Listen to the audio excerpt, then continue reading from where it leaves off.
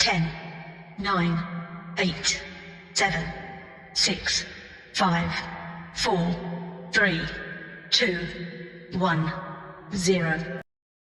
The movie begins with Mr. Patrick Hazelwood, an elderly man, being taken to Mrs. Marion Burgess's house by the medical staff. She is going to take care of him after he had suffered a stroke. She takes his personal belongings and takes note of all the important things the nurses tell her. We get a shot of her living room where we see an old wedding picture. That wedding couple happens to be Mr. and Ms. Burgess, and their love story will touch you. In comes Mr. Burgess, or Tom for short. He notices that Patrick is not in his room, and that upsets him. He complains to Marion and she says that he can go wherever he wants, because he is not a prisoner. Tom suggests putting him in a home because he thinks he is a burden, and his wife had brought him there to punish him. Marion laughs at Tom's nonsense, and says nothing of it. Later on in the night, while everyone's asleep, Marion opens Patrick's box of belongings, and finds his diaries from when they were young. She gets emotional as she doesn't want to go back to that period, and closes the diary immediately. Marion tries to lighten Patrick's mood in the morning by reading him some art news, as he was a museum curator. He doesn't seem fazed by it as he tries to ask for a cigarette, which is something he isn't allowed to do if he wants to live. Marion can't seem to understand him at first, but when she does, she tells him that he cannot smoke.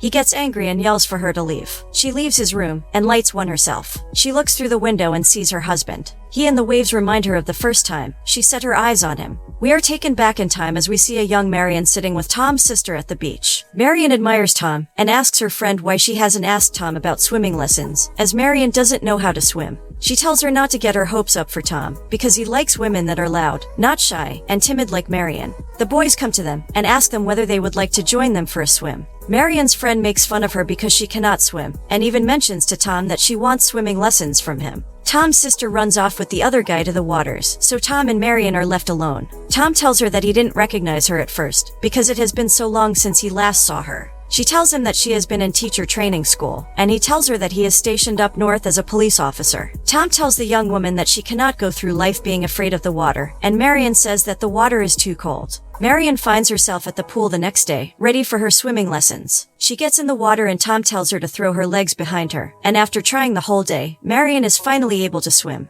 They sit by the pool after the lessons, and Tom asks Marion whether she's a bookworm, and she smiles while nodding her head. He asks her to show him some books, as he isn't much of a reader, and in exchange, he will have more swimming lessons with her. They go to the library, and Tom asks Marion for books about art, more specifically about a painter named J.M. Turner. They sit down to read after finding their preferred books, but Marion can't seem to keep her eyes off the policeman as she admires him, rather than the book. The more time passes, the more Marion learns to swim, and the more she falls for the policeman. Apart from having swimming lessons and going to the library, the pair find themselves enjoying dates with each other. Back to the present. We see an old Tom enjoying the scenery right outside his house and Patrick trying to steal cigarettes. Marion catches him and takes the cigarette out of his mouth, after some struggling of course. Patrick asks for Tom, and Marion tells him that he doesn't want to see him, and he won't even come to his room. She says that Tom won't ever forgive her for bringing him to their house. She leaves Patrick alone in the room, and he starts crying. We get to see how Marion and Patrick first met as the movie takes us back. Tom takes Marion to the museum for a private tour of the Western art galleries. She wonders how he had been able to get a private tour, and he tells her that Patrick had been a witness to one of the accidents on his watch. After talking, he had invited him for a private tour. He knew that Marion would enjoy the tour more, and that is the reason why he had brought her there. We see Patrick passionately explaining the art in the museum, and Marion being touched by it. At the end of the tour, Patrick invites the couple to a recital on Friday. Patrick says he's never been to one, but it is up to Marion whether they'll go. She says that she would love to, and they settle at 7 p.m. on Friday. While taking their walk, Marion tells Tom that it was kind of Patrick to invite them, but she's a little bit upset because they'll miss their library visit.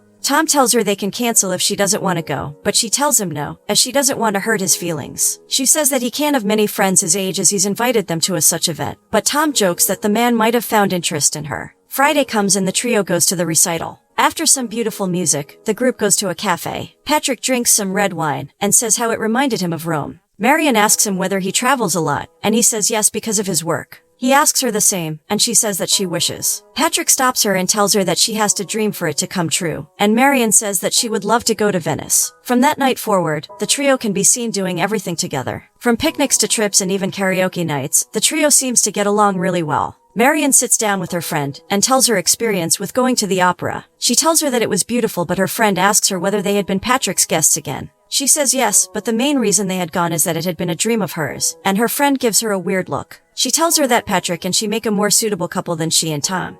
because they have similar interests. Marion admits that Patrick is dashing, but she describes Tom as perfect with all of his features. Her friend tells her that she seems like she's in love and Marion smiles. She tells her that Tom had planned a date just for them, and she's more than excited. The date seems to go awkward as Tom finds it difficult to communicate with Marion. He asks her to go out of the cafe because they can't talk in there. They get out, and Marion asks him why they cannot have a drink like a normal couple. He kisses her and tells her that he wants to take her somewhere. They arrive at a rather fancy apartment, and Marion seems to be fascinated by the beauty of it. She asks whether the apartment is Patrick's, and Tom tells her that he has given him the keys to it as he hands her a drink. Marion spots a portrait of Tom on the wall, and Tom tells her that's the way he and Patrick met. Marion tells him that he had told her a different story, but Tom changes the topic by saying that they have to finish the tour. After finishing the tour, Tom finds it hard to ask Marion a certain question. She tells him to spit it out, and he asks her to be his wife. Marion says that she hadn't been sure whether he even liked her, and he says that he has never tried anything because he was afraid of growing up. When a man gets married, it is a big step, plus he had thought that she was more interested in Patrick than him.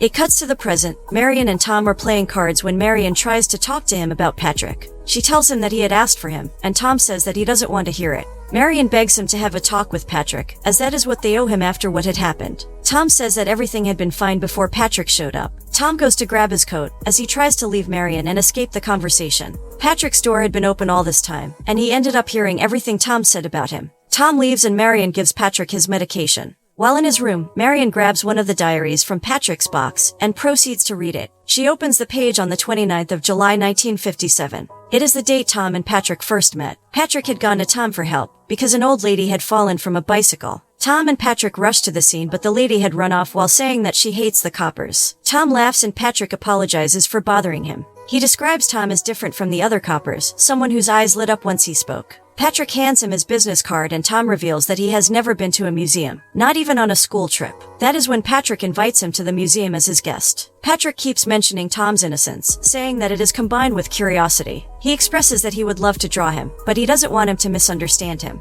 He writes about the time Tom had come to his museum for the first time, complimenting his beauty, and recognizing him even from behind. Tom stares at the painting in front of him, and describes it with passion. Patrick gets impressed with his way of describing, and tells him that he is an amateur painter himself. He asks Tom to come down to his apartment so he can draw him, and Tom says that he has never been asked to model. Patrick tells him not to have doubts, because a man should always try to improve himself. A couple of days pass, and we see Tom getting into a building. As he climbs the stairs, he greets Tom, and introduces him as his cousin. They get inside, and we find out that Tom has come to have his portrait taken as he gets into his uniform. Patrick starts working on his craft, and tries to have small talk with him. He asks him whether he likes being a policeman, and Tom says that he likes knowing that he's doing something good for the people, protecting the public. Patrick says that he has a lot of ambition, and is a very open-minded policeman. He admits that he tries to distance himself from the policemen as much as possible. Tom argues, saying that there's no need to fear a police officer if you're staying on the right side of the law. Tom starts to doubt his decision about coming over, but Patrick cuts him off by offering him a drink. They end up getting tipsy and having a rather good time.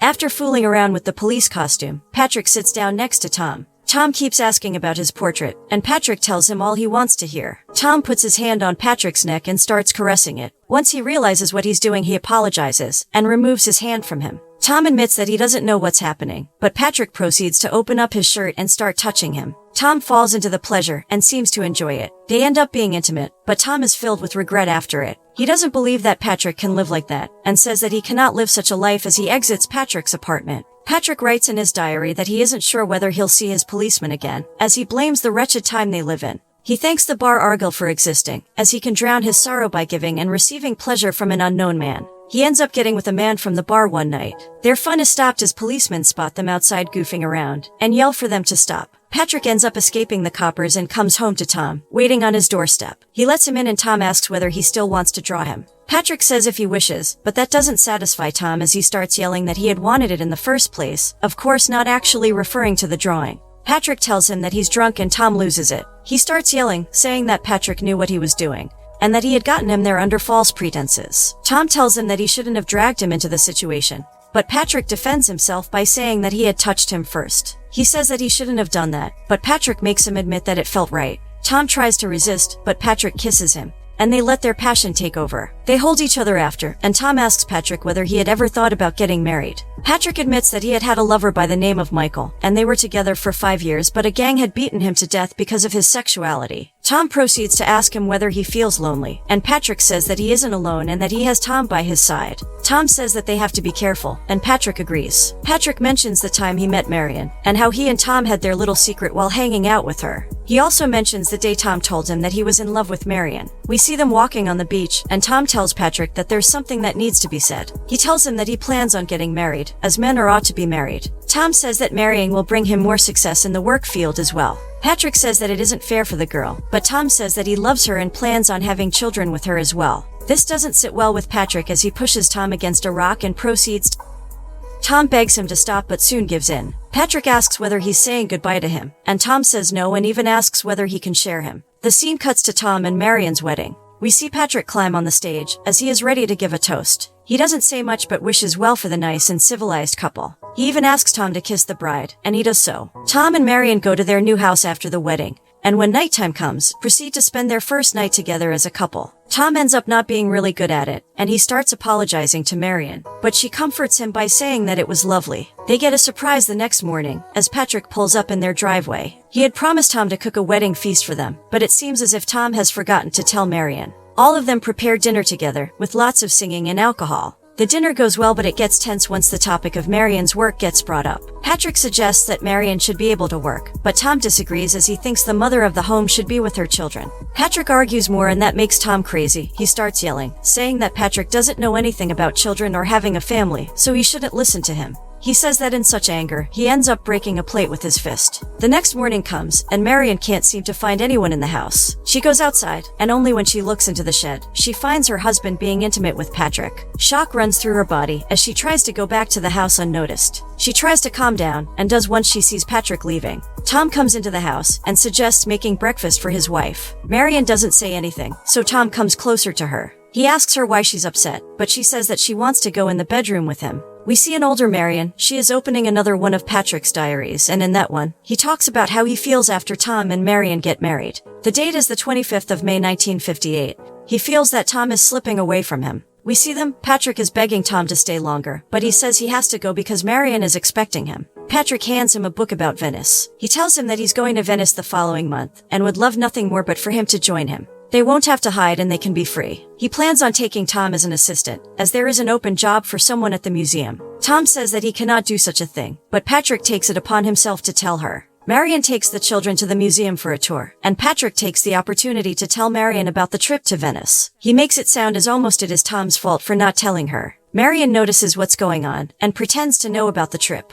She rushes home after finishing work, and goes through Tom's stuff. She ends up finding Tom's book about Venice and she tears it apart. Tom comes home after work, and sees Marion in their room. She asks him whether he's going to Venice with Patrick, and he says that he hasn't decided yet. Marion proceeds to call Patrick profanities, and Tom defends him. She tells him that it is obvious to everyone but him, and Tom tells her that if she wants to see a pervert, she should come to the station with him. Marion tells him that Patrick is trying to ruin their marriage, but Tom turns the situation and says that she has a dirty mind. She feels hopeless and says that she doesn't know what to do. Tom says that they'll say no more about it. They will forget about the situation. The trip to Venice goes better than what Tom had hoped for. They explore the city, do things that couples would do, and just have the time of their life. Marion seems to have an awful time, while her husband is on vacation with his lover. She sees the postcards they have sent her, and ends up burning them. A couple of days pass, and Marion's colleague asks her about her weird behavior. She says that Tom is away in Venice. He is with Patrick and that is what worries her. But Marion thinks that Tom has only tendencies that Patrick encourages. She asks her coworker for help, but she says that he won't change and the best thing to do is accept that. Marion says that he has to give that up, and that he will change with her help. She says that it is wrong to feel such things. Her coworker tells her that she is wrong as well. She has someone in her life as much as she loves Tom. Marion argues that it's unnatural to do and feel such things. Some time passes and we see Patrick being visited by a policeman in the museum. They bring him to the station and Tom looks him straight in the eye as he walks past him. Tom hurries home and starts looking for Marion. He sits down and explains the situation to her. She tells him that they can start over their marriage again, and he argues with her that it isn't about their marriage, but he could get ruined if someone was to find out. Marion asks him whether it is true, and he admits that he had been with Patrick. Marion tries to comfort Tom and says that they will find a good lawyer for him, and she is willing to stand as a character witness. We see Marion in court defending Patrick. She is asked about the visit her children had at the museum, and whether Patrick had seemed a danger to the ones. She says that it was quite the opposite, as children loved being around him. She is asked whether she thinks Patrick would have done such inappropriate acts, and she tells them no. They ask her about her husband's closeness to Patrick, and even about the trip to Italy. She tells them that Patrick is a really close friend of hers, and even her husband's. She says that the trip to Italy had been purely about business. Patrick had business there and Tom was his assistant. The lawyer in the court proceeds to read an extract from one of Patrick's diaries. In that extract, my policeman is mentioned, and that leads them to believe that the policeman is Tom. Marion says that she does not know who that policeman is, but the lawyer proceeds to read another extract to make it a bit clearer. In the other extract, a schoolteacher is mentioned, which, again, leads them to believe that's Marion. It cuts to the present. We see an older Tom and Marion at a shop. Tom spots two young men in love, and tells Marion that he will be waiting in the car. He rushes to the car and starts crying. Marion gets in and notices her husband is upset. He doesn't tell her why, but it all comes clear to her as she sees the couple as well. Patrick's prison experience had not gone well, we learn, as a scene from the past plays. Patrick says that he sees a psychiatrist that will help him heal. However, he stops the conversation and asks about Tom. Marion tells him that he cannot come, but she will ask him either way. Patrick assumes that Marion's happy as she's won. Marion leaves but makes sure to tell him that no one's won. She comes home only to see Tom burning his uniform. She tells him that she's seen Patrick, and that it isn't fair that everyone's deserted him. She proceeds to ask him whether he's in love with him, and Tom says that he is only in love with her. He asks her not to mention his name again as he cannot lose her. After Marion's visit, Patrick ends up getting beaten by another inmate. It cuts to the present. We see Marion packing. She goes to Tom and tells him that she cannot take care of Patrick anymore, and she cannot stand him yelling all the time. Tom tells her to stop the nonsense, but she tells him that she's leaving. She says that she knows that Tom loved and still loves Patrick. Tom tries to walk away from the situation, but Marion's words make him freeze in his tracks. She admits that she was the one that reported Patrick to the museum. She had written a letter to his supervisor saying that she knew Patrick had been a homosexual. She admits that she regretted it the very next day, but there was no turning back at that point. Tom admits that he had been wrong as well. He wanted to tell her, but he didn't want to lose her. Tom begs her to stay, but she tells him she has to go and he is the one that has to stay. Take care of and love Patrick because he is failing. Marion gets into a taxi and leaves. Tom is left alone with Patrick, and he decides to go to his room for the first time. He gets closer to him, and just like when they were young, their love never seemed to have faded.